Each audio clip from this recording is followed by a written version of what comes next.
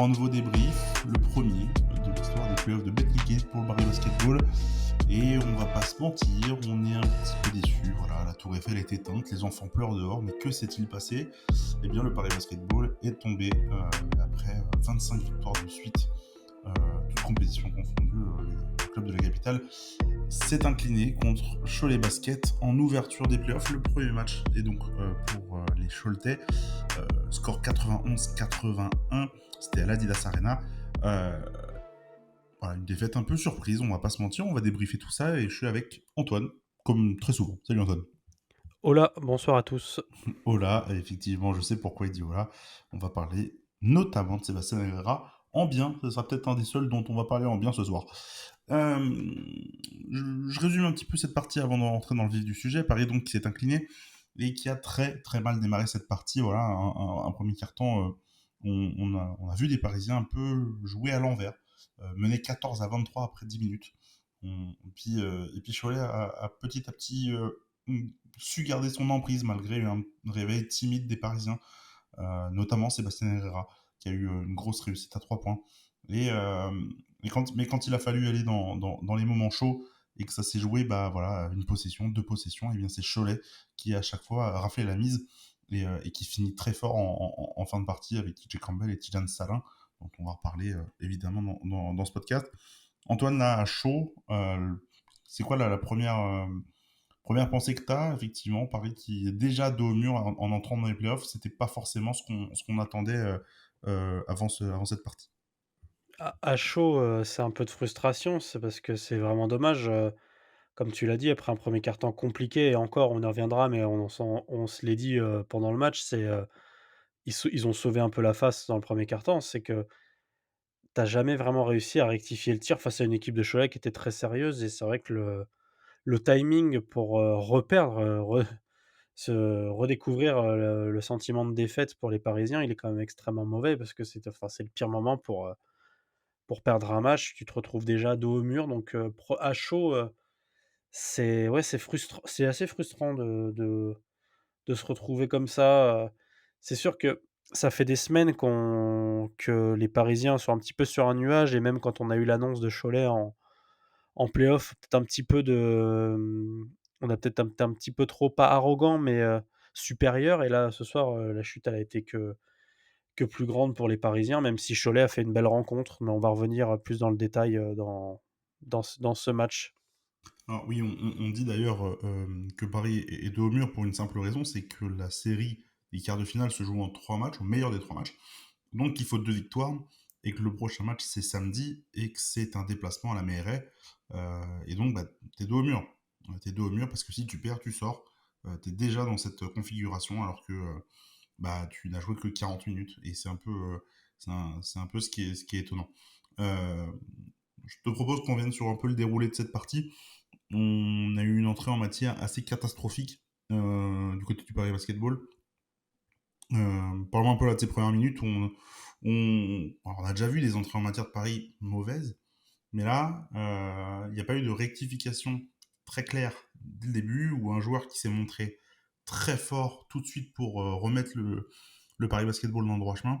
Je pense notamment évidemment, on parle de TJ Shorts qui a reçu son titre de MVP juste avant la rencontre, mais aucun n'a été en mesure de mettre un peu de remettre un peu de l'ordre dans l'équipe. Bah, il y a que Seba qui l'a fait, mais de manière très individuelle et que sur un secteur, on va dire, sur le tir. Euh, mais voilà, parlons un petit peu là de ce début de match et qui, moi, selon moi, en fait, dicte finalement le ton de la partie au total. Ah oui, totalement, ça dicte, l'ensemble de la rencontre, par la suite. Bah, le début de match, comme tu l'as dit, il est pas loin d'être catastrophique quand même. Tu perds le premier quart-temps 14-23, tu as un paquet de tirs. Enfin, vraiment Paris s'est retrouvé dans des situations avec beaucoup de tirs, certains ouverts, hein, des tirs qui étaient pas mauvais, mais ça rentrait pas. Donc après, le fait que l'adresse ne soit pas au rendez-vous, on peut se dire que ça va aller. On va peut-être compenser par une défense un petit peu plus serrée, mais en fait, pas du tout. Et pour un petit peu abonder en ce sens-là, à la fin du premier quart-temps, Paris est à 5 sur 18 au tir, donc 28 avec, comme tu as dit, aucun joueur qui, dans ce début de rencontre, va porter un peu le lead, apporter vraiment, ce côté leader, que ce soit statistique et orale dans cette rencontre pour réagir. Là où en face, Cholet est immédiatement rentré dans la rencontre. On peut le voir avec un Urban qui est, j'ai toujours du mal à citer son nom, désolé, qui est déjà à 7 points assez rapidement, qui propose quelque chose. La raquette parisienne a été, tout de suite mise à l'épreuve. Elle a jamais vraiment réussi à s'en remettre ou à s'adapter. Ça a été très compliqué dans tous les secteurs et donc ce début de match, il fait clairement que tu rentres pas tes tirs et derrière, en face, tu as une équipe qui défend bien, qui attaque très bien, qui attaque de manière très diversifiée et ça a duré tout le match. Donc tu as fait que courir derrière le score, puis après le plafond de verre n'a jamais cédé, du côté du Paris Basketball puisque, tu peux revenir au score, ça on en reparlera un petit peu après, au fur et à mesure de la rencontre, tu as les vieux des mondes, soit il manque, soit un joueur, pour pas le citer, Sébastien Herrera est un peu esseulé pour porter, toute son équipe, soit en fait, en face, c'est plus fort aussi, c'est ça aussi, c'est Paris a perdu, mais Cholet a bien gagné sa rencontre. Oui, oui, oui, clairement, parce que on pourrait dire que Paris, c'est un peu sabordé, mais évidemment aussi que Cholet, en fait, mérite largement de gagner, hein, vu le match qu'ils font. Parce qu'il y a... chez eux, il y a tout eu.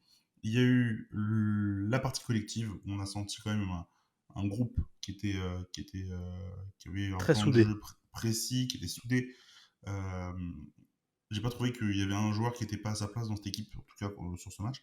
Ah, c'est vrai. Et tu as des individualités qui sont relayées. Tu as eu Ruben au début du match, tu as eu Kim Tilly un peu là au milieu, tu as Tijan Serrin et TJ Campbell qui finissent le boulot. Et côté Paris, on l'a cité les 5 fois depuis le début du match, mais en même temps, il était tellement seul. Euh, Sébastien Herrera a été le seul détonateur vraiment à avoir de l'impact. Petite des shorts, on a eu un tout petit peu en deuxième mi-temps, mais c'est très succinct.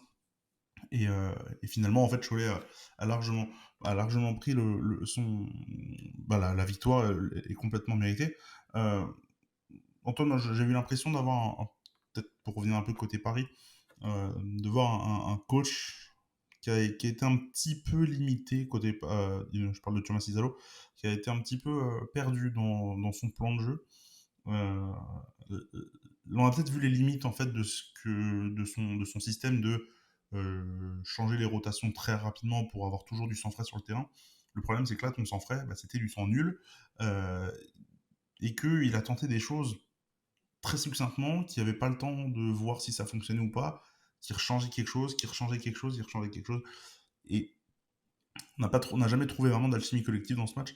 Une équipe qui s'est même, enfin, on la sentait frustrée tout au long de la rencontre, qui se frustrait.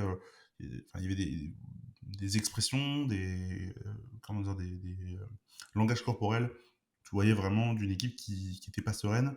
Et j'ai l'impression que le coaching est un peu en l'état responsable de ça. C'est vrai que d'habitude, la stratégie d'Isallo, enfin, elle a plutôt bien marché, cette saison, pas forcément que lors de cette série de 25 victoires de suite, de changer son effectif, enfin son 5 très rapidement, que ce soit par paquet de 4 ou même de 5 parfois, comme ça a été le cas contre le Portel la semaine dernière. Ça a plutôt bien marché pour déstabiliser l'adversaire. Ce soir, ça a pas marché parce que comme tu l'as dit, en face, il y avait un groupe, assez soudé où tout le monde était à sa place. Je suis assez d'accord avec ce que tu dis et là, je pense que l'exemple que tu veux donner, sur des stratégies qui prennent pas, c'est surtout avec Nadir Riffi. C'est vrai qu'il a pas apporté notamment, le peps qu'on a l'habitude de voir pour son premier match en playoff aussi, hein. C'est lui découvrir aussi les playoffs comme le club, hein.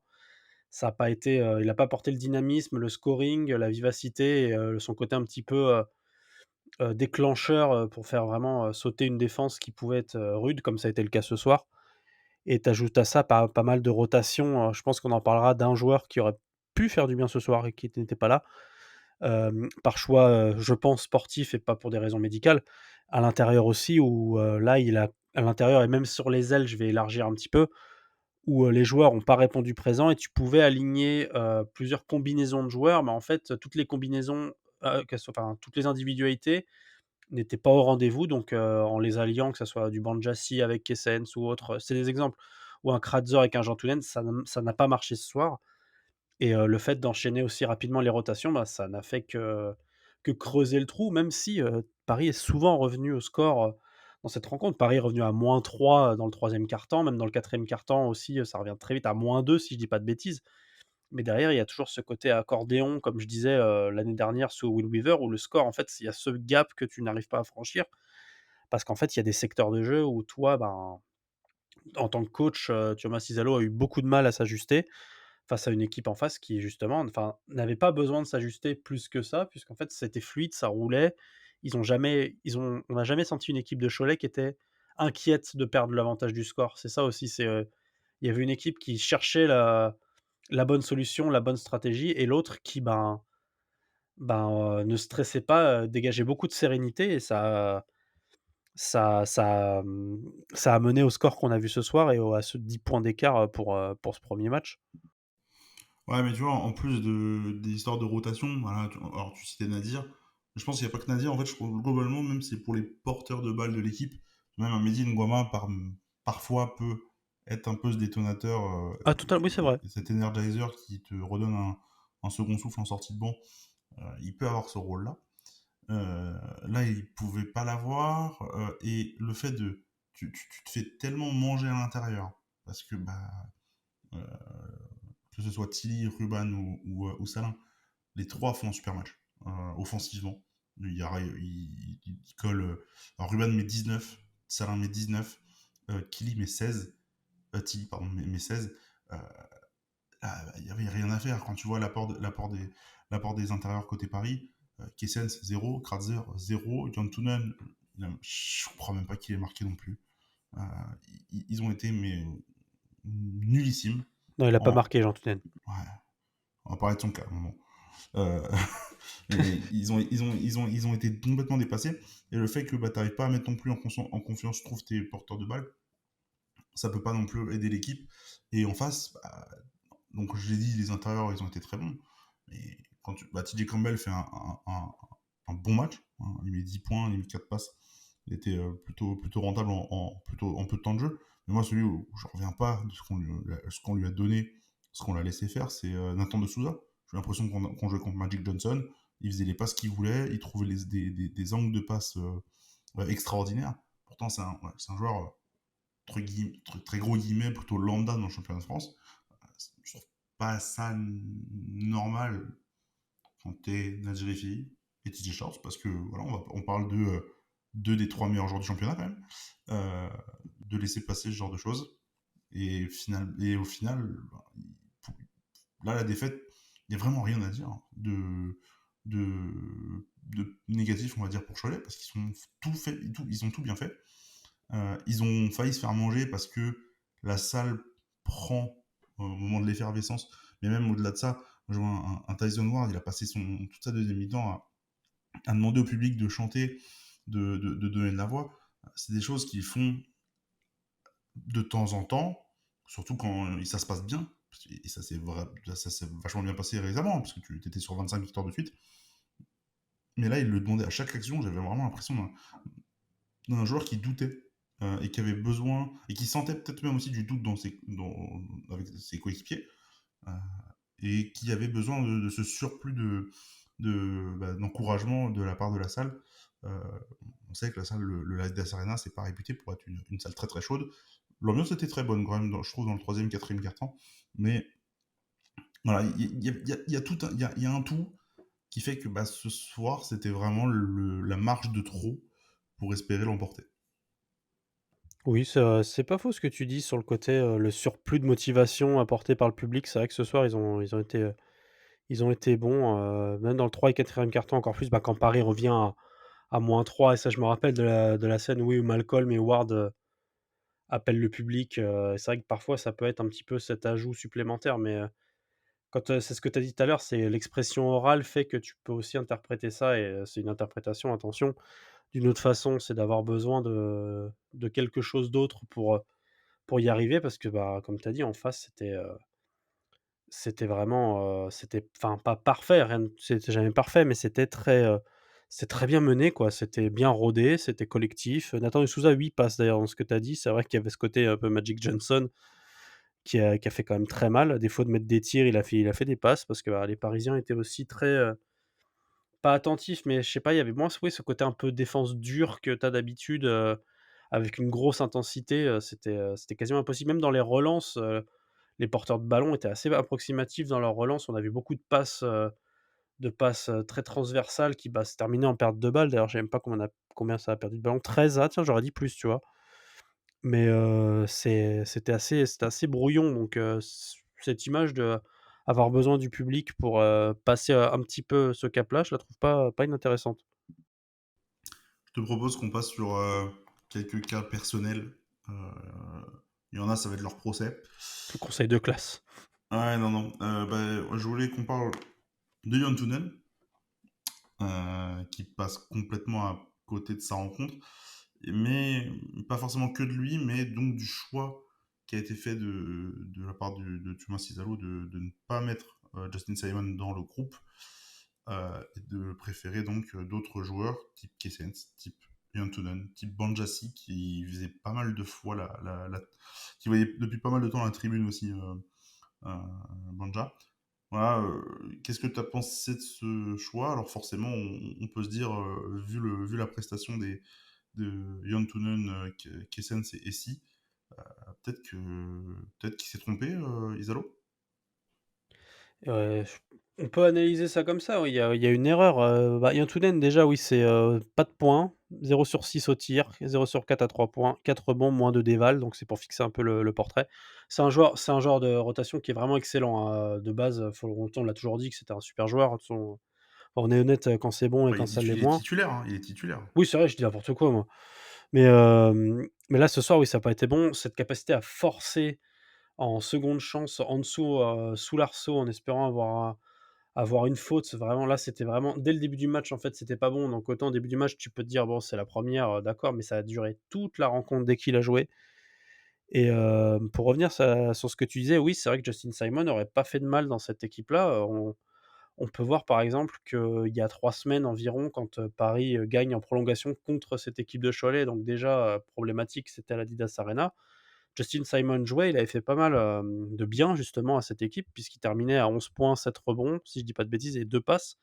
Donc un côté un petit peu polyvalent, qui aurait pas fait de mal ce soir, compte tenu du niveau à l'intérieur, enfin à l'intérieur et même sur les ailes du côté de Cholet. Ça aurait pu un peu combler certains trous. Ça aurait peut-être pas été, un miracle absolu, mais ça aurait pu être pas mal.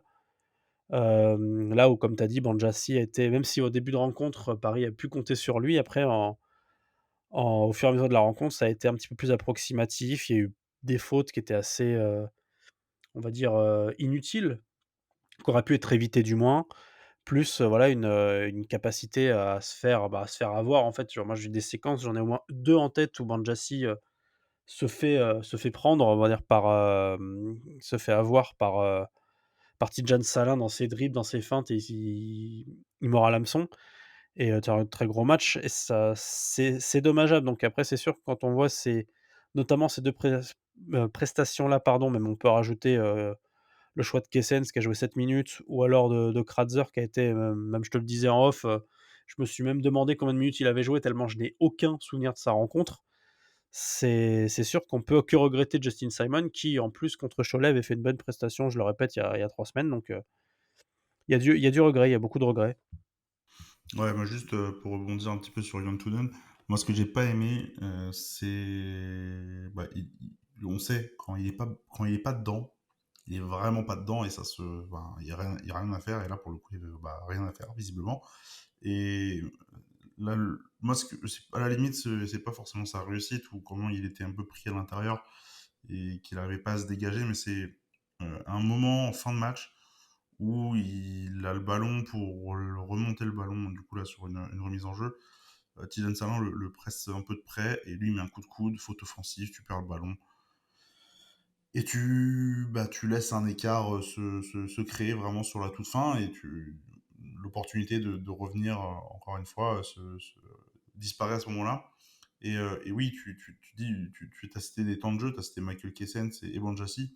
Bah voilà, si tu donnes les 13 minutes de Banja et les 8 de Kessens, si tu les donnes à Justin Simon, je vois pas où il a moins valu.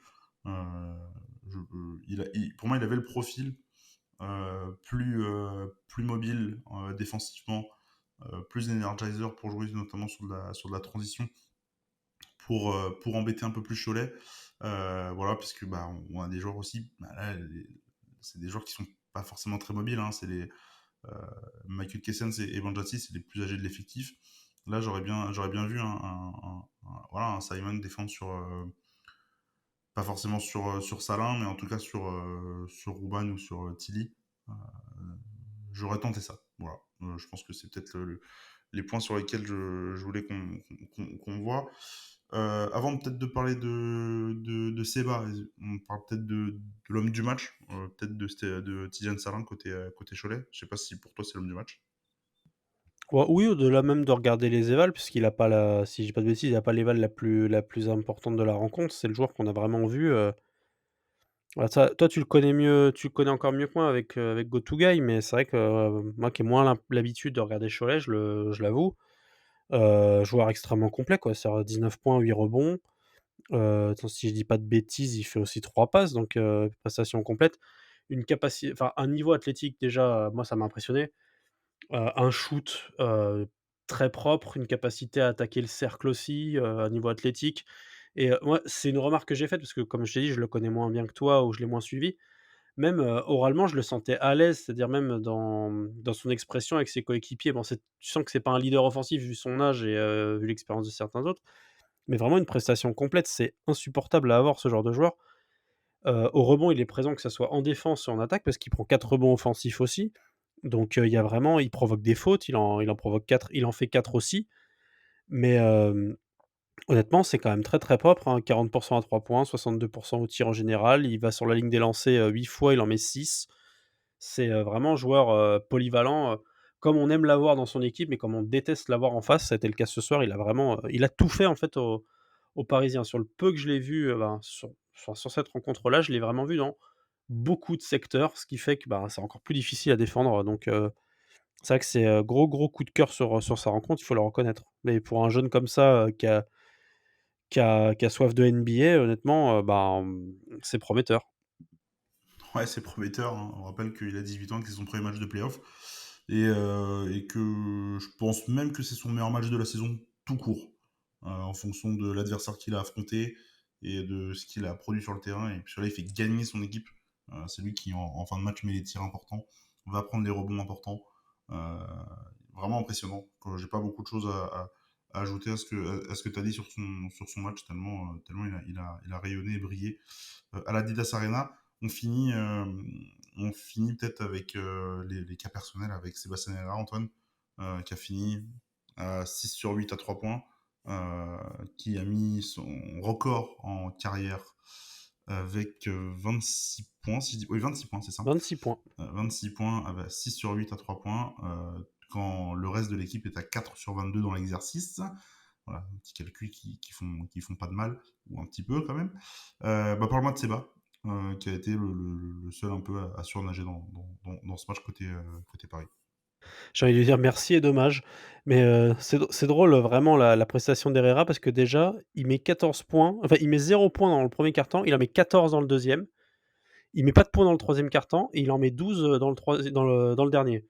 Donc en fait, il a marqué que dans 2 quart-temps, mais quelle efficacité! C'est le genre de match où, tous, celles et ceux qui nous écoutent, c'est le genre de joueur, tu sais que c'est le soir où il peut rien lui arriver et que tout doit passer par lui. C'est dans le corner, il a été trouvé surtout dans le corner à 3 points avec un shoot, vraiment on connaissait ses capacités de shooter, mais ce soir ça a été impressionnant à se retrouver tout seul. Profiter aussi de certaines glissades de Georges Scholtez, j'ai plus le souvenir de qui glisse, mais il en profite aussi.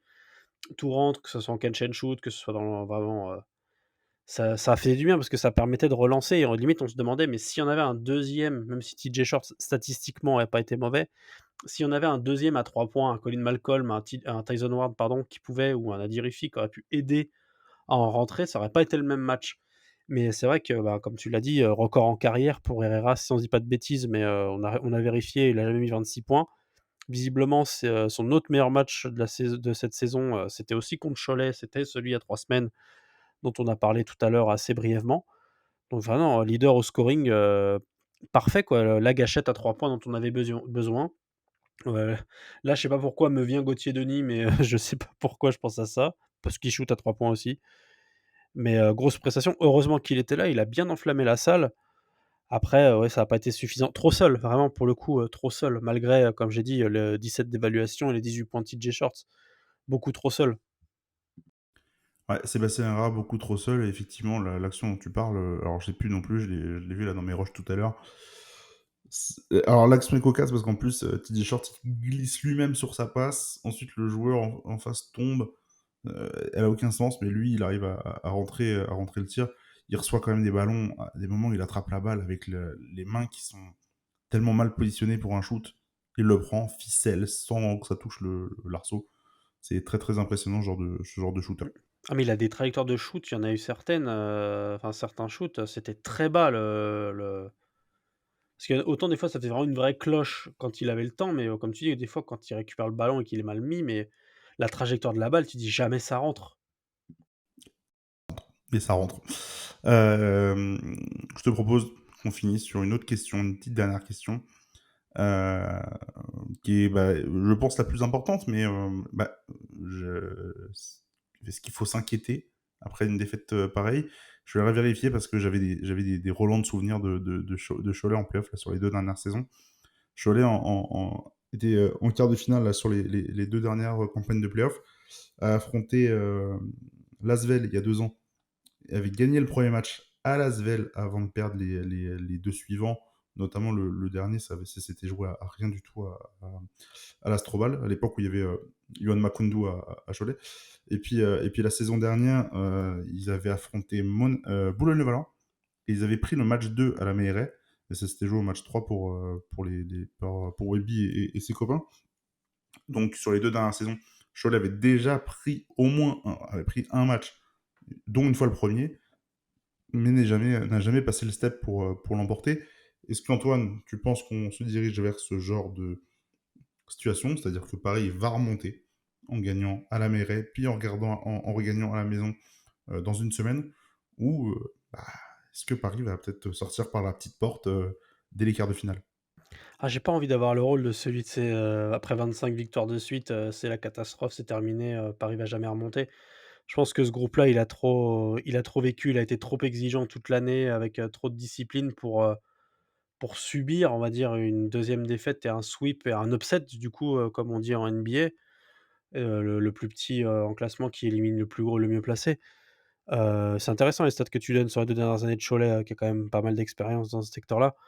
Mais au vu de ce qu'a montré Paris, du statut avec lequel tu arrives, c'est-à-dire, champion d'Europe, vainqueur de Leaders Cup, 25 victoires de suite et l'exigence d'Isallo et de ses joueurs et leur discipline, tu peux pas tu peux pas être défaitiste, au point de te dire: «Ça y est, c'est fini», comme ça. Donc non, je pense que Paris peut le faire contre Cholet, même si c'est à la Meilleraie, que ça va être hostile, mais des ambiances hostiles, j'ai envie de te dire, ils en ont rencontré, ben, beaucoup, hein. Il y a combien d'équipes en LNB, tu fais le compte, hein. Ça a pas été certaines plus que d'autres d'ailleurs, dans certaines salles. Mais non, donc ça va être compliqué. Par contre, là, ce qu'il faut dire, c'est s'il doit y avoir réaction contre Cholet à la Meilleray, ce qui, je pense, sera le cas. Après, c'est que mon avis, il faut qu'elle soit et ça, je te reprendrai, je te cite, parce que je vais pas te voler ce que tu disais. Il faut que ça soit vraiment, faut que tu envoies un vrai message. Il faut pas que ça soit une victoire, une petite victoire, sur un petit score. Il faut vraiment que tu leur mettes une raclée quoi ou un gros écart pour montrer que tu es là parce que, bah, encore une fois, comme tu as dit, en off, bah, là, tu moins, en fait, après cette défaite-là. C'est-à-dire que la bête, elle a été, elle est pas immortelle donc ça va falloir réagir tout de suite mais ils en ont les capacités. Ils ont un vécu cette année, une expérience qui fait qu'ils vont trouver de la ressource. Après, il faut juste pas s'écrouler en se disant, «Le monde, tout est fini, la vie, c'est nul et on va perdre à Cholet», ça serait dommage de terminer comme ça.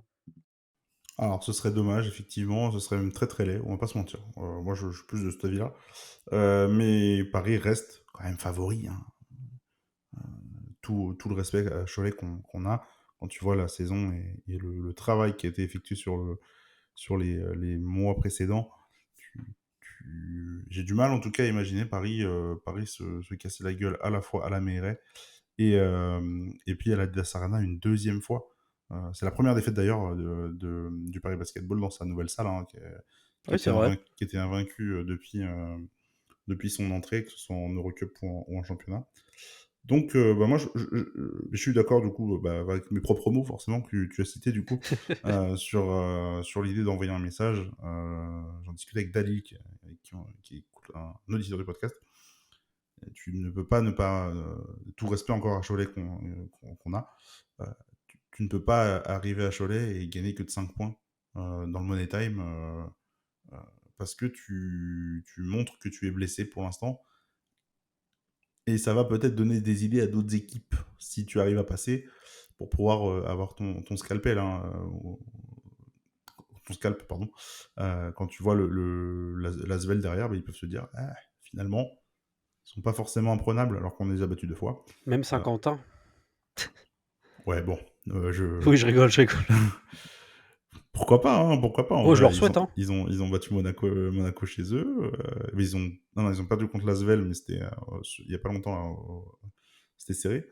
Non, non, moi, voilà. Si tu dois gagner à la Méret, il faut absolument que ce soit que tu fasses un statement vraiment, que tu remettes les pendules à l'heure et que tu dises, bah, voilà, la vraie équipe qui fait peur, c'est Paris. Je pense que c'est nécessaire. Tu étais dans une situation. Je pense qu'ils avaient beaucoup de pression, les joueurs, vis-à-vis du record. Et, Oui, c'est vrai. et que C'est possible. maintenant que le record n'est plus en jeu, vu que, un, il a été dépassé, et deux, il n'est plus en cours, maintenant tu dois tout donner. Tu n'as plus le choix. Euh, Tu dois gagner. Presque peu importe la manière, non, mais une victoire restera une victoire, et si tu l'emportes à la MRA, derrière, tu as quand même de bonnes chances de finir à la maison. Donc voilà, dans le Et je plan. pense même que si tu gagnes à la Meilleray, ça peut te redonner ce coup de boost supplémentaire et te redonner de l'énergie, que là, tu peux avoir perdu avec cette défaite-là pour ensuite, bah, tu reprends l'avantage mental, en fait, en les tapant, chez eux et en les réinvitant chez toi, encore une fois, je pense que tu peux la balance, mentale psychologique, elle peut rechanger, si tu gagnes là-bas. Oui, bien sûr, bien sûr. Si tu gagnes là-bas, tu reprends l'avantage parce que tout dépend encore une fois de la manière. Tu gagnes en roulant compresseur là-bas. Euh, Cholet arrive pas serein à l'Adidas Arena. Je suis pas sûr. Après, euh, voilà, t'es pas à l'abri non plus que Tijan Sarin te fasse encore un match 2 de malade mental. Lui qui doit aussi se montrer pour la draft parce qu'il est pas au draft combine et que là c'est très très important de marquer des points sur des matchs qui comptent et encore plus des matchs de playoff. Là, pour lui, c'est le bon moment. Il descendait un petit peu dans les mocks, donc pourquoi pas. Bon, nous, on s'éternise parce que bah, il est 1h du matin. Bon, on enregistre le podcast de débrief qui a déjà fait un bon 33 minutes et on a aimé parler de ce match, même si on a perdu. J'espère qu'en tout cas, vous avez apprécié cet épisode. Nous, on va se retrouver du coup pour le match 2 qui sera donc samedi soir à 20h, si je dis pas de bêtises pour l'horaire, je l'ai pas en tête. Tout simplement parce que moi je serai pas devant. Mais en tout cas, le podcast Bouh! sera. Pardon. Comment? Non, je dis bouh. Bouh, ex- moi j'ai tellement confiance que je sais qu'on va gagner, je regarde pas ce match. Non, je serai à Nanterre. Je serai à Nanterre Allez, moi aussi. Non, je rigole. Et non, du coup, le podcast, je crois qu'il sera disponible dimanche. Mais en tout cas, pour cet épisode, c'est déjà dispo.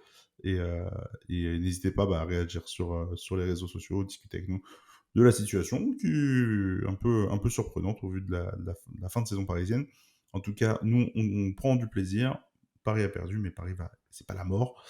Et on se retrouve donc dimanche pour le match 2 et peut-être même pour un match 3 en milieu de semaine prochaine. Allez, prenez soin de vous. Bye bye. Ciao.